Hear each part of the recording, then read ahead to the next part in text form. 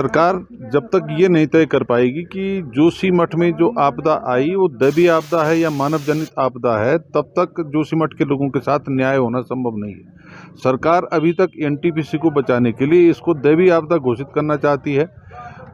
2 तारीख से ये हादसा हो रहा, उससे 1 साल पहले से वहाँ पर दरारें आनी शुरू हो गई थी, लेकिन सरकार ने, सरकार के नुमाइंदों ने, किसी ने इस पर ध्यान नहीं दिया। लोग आंदोलन करते रहे लेकिन उनकी सुनवाई नहीं हुई और उसका परिणाम है कि जोशीमठ आज बर्बादी के कगार पर है। और जोशीमठ के लोगों को ये पता नहीं कि जब ये जोशीमठ दरकेगा, उनके मकान टूटेंगे तो उनको कहाँ पर सरकार विस्थापित करने जा रही। कोई जगह चिन्हित नहीं हुई, जियोलॉजिकल सर्वे पूरा नहीं हुआ और उसके अलावा मुआवजा देने का पैमाना क्या होगा, उन लोगों को जो है कि ज़मीन के बदले ज़मीन मिलेगी कि नहीं मिलेगी, व्यावसायिक भूखंड मिलेंगे नहीं मिलेंगे, ये सब चीज़ें अभी अनिश्चितता की स्थिति में है।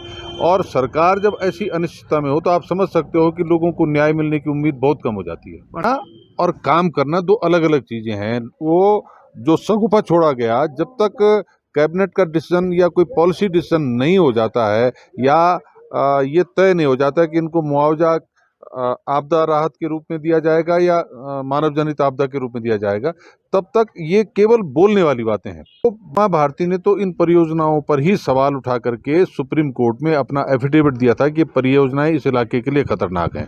वो केंद्र में उस समय मंत्री थी, उनकी अपनी सरकार में मंत्री रहते नहीं सुनी गई। उनके दो विभाग मंत्रालयों ने जब सुप्रीम कोर्ट में सही समय पर जानकारी नहीं दी तो उमा भारती का एफिडेविट भी खारिज हो गया।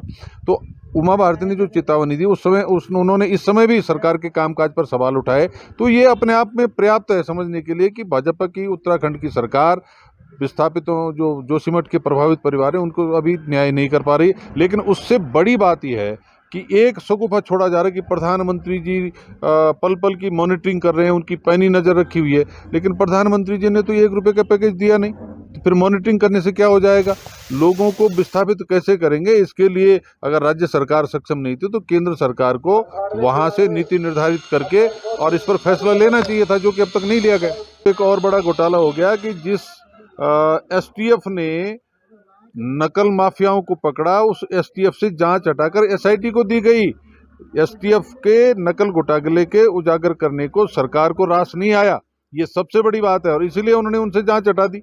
तो इस ढंग का अगर सरकार का एटीट्यूड होगा तो नकल होती रहेगी। केवल सजा का प्रावधान करने से, सख्त कानून बनाने से न नकल रुकती है, न कोई दूसरा अपराध रुकता है।